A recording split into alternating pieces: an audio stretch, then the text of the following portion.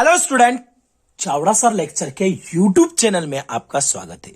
कक्षा 10वीं विषय विज्ञान प्रश्न बैंक 2021-22 का पहला वीडियो हम आपके लिए लेके आए हैं।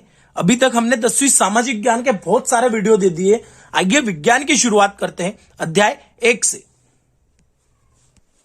तो शुरुआत करते हैं अध्याय 1, रासायनिक अभिक्रिया और समीकरण।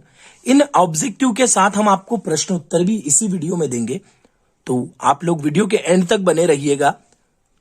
किसी रासायनिक अभिक्रिया का निर्धारण होता है, तो वो होता है इनमें से ये जितने भी है इन सभी के कारण रासायनिक अभिक्रिया का निर्धारण होता है। यदि मैग्नीशियम रिबन को वायु में दहन किया जाता है तो चमकदार श्वेत लौह उत्पन्न होती है एवं यह श्वेत चूर्ण में परिवर्तित हो जाता है। ये रासायनिक रूप से है, तो इसका उत्तर आएगा मैग्नीशियम ऑक्साइड। कैल्शियम ऑक्साइड की जल के साथ अभिक्रिया किस प्रकार होती है? कैल्शियम ऑक्साइड की जल के साथ अभिक्रिया ऊष्माक्षेपी अभिक्रिया होती है। निम्नलिखित में से कौन सा भौतिक परिवर्तन नहीं है? तो इनमें जो भौतिक परिवर्तन नहीं है वो है एलपीजी का दहन, ये रासायनिक परिवर्तन होता है। इसके बाद देखते हैं आगे, जल विद्युत अपघटन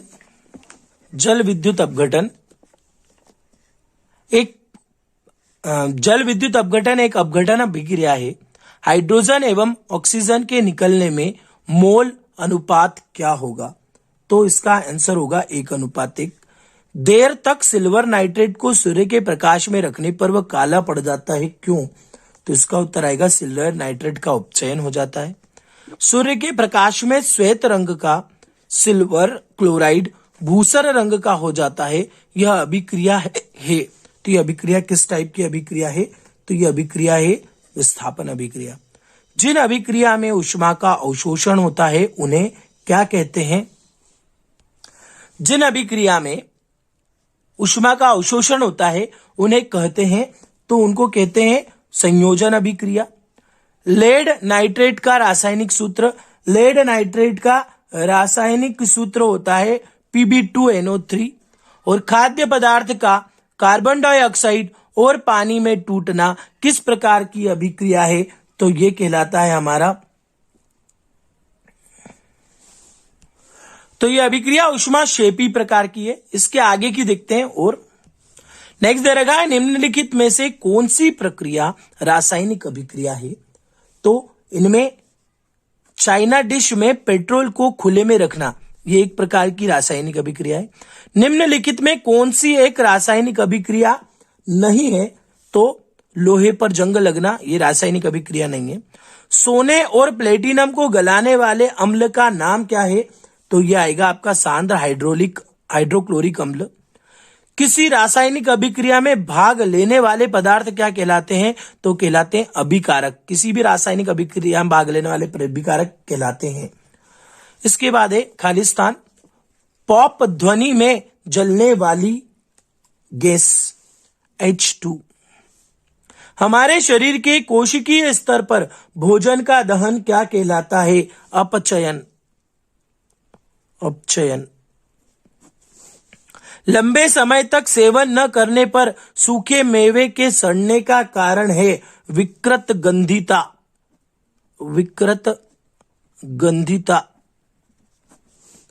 H2 का योग और O2 का ह्रास क्या कहलाता है? वो कहलाता है अपचयन। दीवारों पर सफेदी करने के 2-3 दिन बाद दीवारों पर चमक आ जाती है, ऐसा किसके निर्माण के कारण होता है? कैल्शियम कार्बोनेट बनने के कारण। कैल्शियम कार्बोनेट बनने के कारण।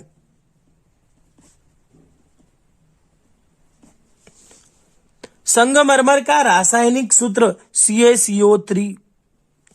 बिना बुझे चूने का सूत्र, तो बिना बुझे चूने का सूत्र CaO। तो ये आपके रिक्त स्थान और ऑब्जेक्टिव हो चुके हैं। अब हम अति लघुत्तरीय प्रश्नों के उत्तर आप लोगों को इस वीडियो में देंगे। तो आइए शुरुआत करते हैं अति लघुत्तरीय प्रश्नों की। अगर आपने चैनल को सब्सक्राइब नहीं किया है तो चैनल को सब्सक्राइब कर लीजिए, बेल आइकन को क्लिक कर लीजिए, जिससे आने वाले वीडियो की नोटिफिकेशन आप लोगों तक आसानी से पहुंच जाए। तो इस वीडियो को आगे देखते हैं अति लघुत्तरीय प्रश्न। तो शुरू करते हैं अति लघुत्तरीय प्रश्न। और अति लघुत्तरीय में पहला प्रश्न है, उष्माक्षेपी क्रिया किसे कहते हैं? उष्माक्षेपी क्रिया को समझाना है, किसको कहते हैं? तो जिन अभिक्रियाओं में उत्पाद के साथ साथ ऊष्मा का उत्सर्जन होता है, मतलब याद रखना, जिसमें ऊष्मा का उत्सर्जन होता है वो उष्माक्षेपी अभिक्रिया कहलाती है। मतलब जिसमें ऊष्मा निकलती है वो उष्माक्षेपी अभिक्रिया कहलाती है। CH4 प्लस O2 लिखना है यहाँ पे। CH4 plus O2 equals to CO2 plus 2H2O equals plus ऊष्मा, यहां प्लस कर लेना, ये होगी उष्माक्षेपी अभिक्रिया। अब देखते हैं उष्मा शोषी अभिक्रिया किसे कहते हैं। इसका बिल्कुल उल्टा, जिन अभिक्रियाओं में अभिकारक को तोड़ने के लिए उष्मा, प्रकाश या विद्युत की आवश्यकता होती है, किसी भी अभिक्रिया को तोड़ने के लिए जिसमें प्रकाश या विद्युत की आवश्यकता होती है, उसे उष्मा शोषी अभिक्रिया कहते हैं। ये यूं भी लिख सकते हैं कि वे अभिक्रियाएं जिनमें उष्मा की जरूरत लगती है या उष्मा देनी पड़ती है वो क्या कहलाती है? उष्मा शोषी अभिक्रिया कहलाती है। और उदाहरण है सिल्वर क्लोराइड का प्रकाश की उपस्थिति में सिल्वर तथा क्लोरीन में बदलना, ये क्या है? उष्मा शोषी अभिक्रिया है। तो ये दो हो गई हमारी, पहली हो गई उष्मा शेपी अभिक्रिया और दूसरी हो गई उष्मा शोषी अभिक्रिया। आइए आगे देखते हैं।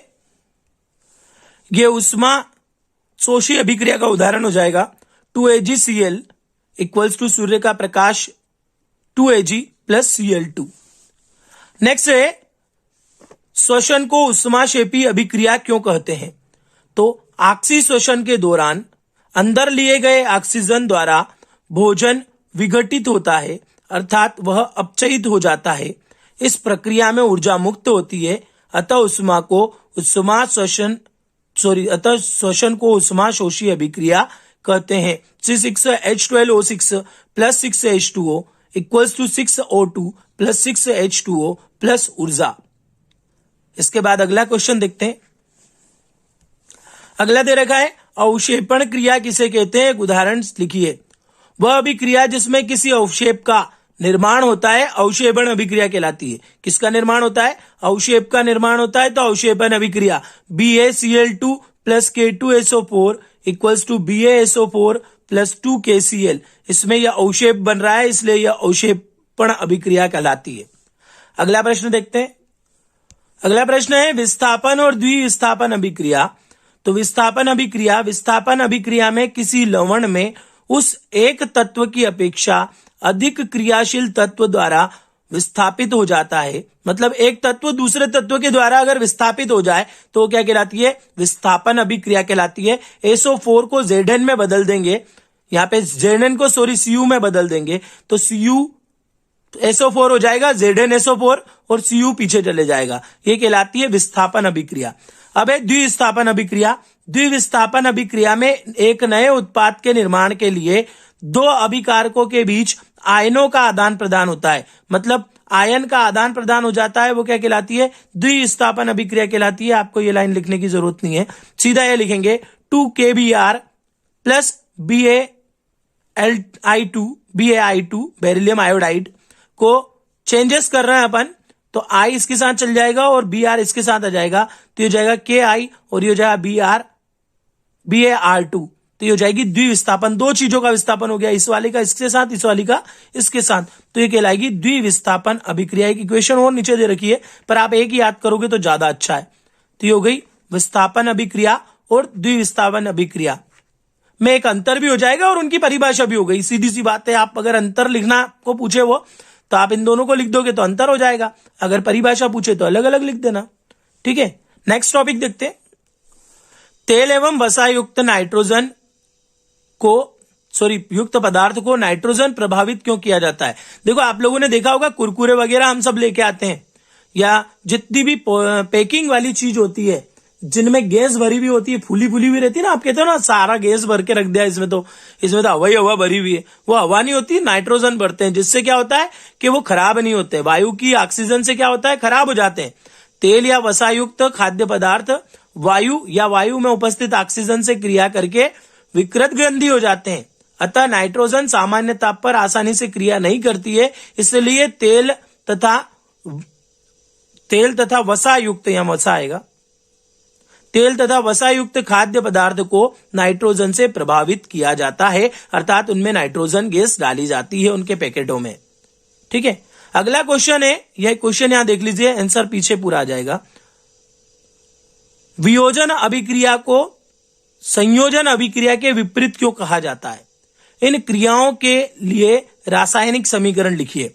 वियोजन अभिक्रियाओं को संयोजन अभिक्रिया के विपरीत क्यों कहा जाता है? इन अभिक्रियाओं के लिए रासायनिक समीकरण लिखिए। तो आगे देखते हैं। तो देखिए, दोनों एक डेफिनेशन हमने दे रखी है। वियोजन अभिक्रिया वे अभिक्रिया है जो यौगिक दो या अधिक नए यौगिकों में विघटित हो जाता है। जिससे यौगिक क्या होगा, दो या अधिक यौगिकों में विघटित हो जाता है, वो क्या कहलाती है? वियोजन अभिक्रिया। वियोजन मतलब तोड़ना, संयोजन अभिक्रिया मतलब जोड़ना। इस यौगिक को हमने तोड़ दिया और अगले वाले में इन दोनों को क्या कर दिया, जोड़ दिया। जिसमें जो यौगिक होता है टूटता है वो वियोजन, और जिसमें जुड़ता है वो संयोजन। तो सीधी सी बात है, दोनों एक दूसरे के विपरीत ही होगी।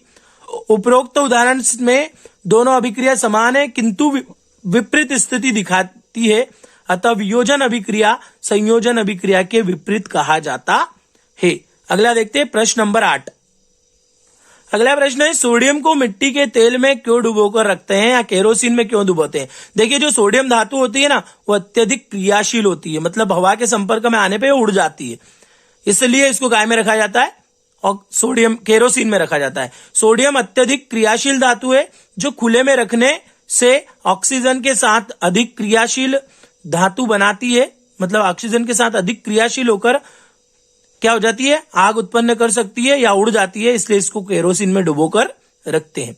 अगला प्रश्न देखते हैं, वायु में जलाने से पूर्व मैग्नीशियम रिबन को साफ क्यों किया जाता है? देखिए, वायु में जलाने से पूर्व मैग्नीशियम रिबन को इसलिए साफ किया जाता है क्योंकि इसकी ऊपरी सतह हट जाए। ऊपरी सतह मतलब वो भी धूल के कण या गंदगी हो वो साफ हो जाए, ताकि मैग्नीशियम की सतह हवा के साथ संपर्क में आ सके। और मैग्नीशियम बहुत ही क्रियाशील धातु है की तरह है, सोडियम और कैल्शियम की तरह यह भी क्रियाशील होती है। जब यह खुले में रखी जाती है तो इस पर बाहरी वातावरण से ऑक्सीजन से क्रिया करके ये मैग्नीशियम डाइऑक्साइड बना ले दी जाती है। इसलिए मैग्नीशियम को जलाने से पूर्व क्या करते हैं, मैग्नीशियम रिबन को जलाने से पूर्व पहले उसको अच्छी तरीके से साफ कर लेते हैं। इसके बाद है रेडॉक्स अभिक्रिया। रेडॉक्स अभिक्रिया किसको कहते हैं?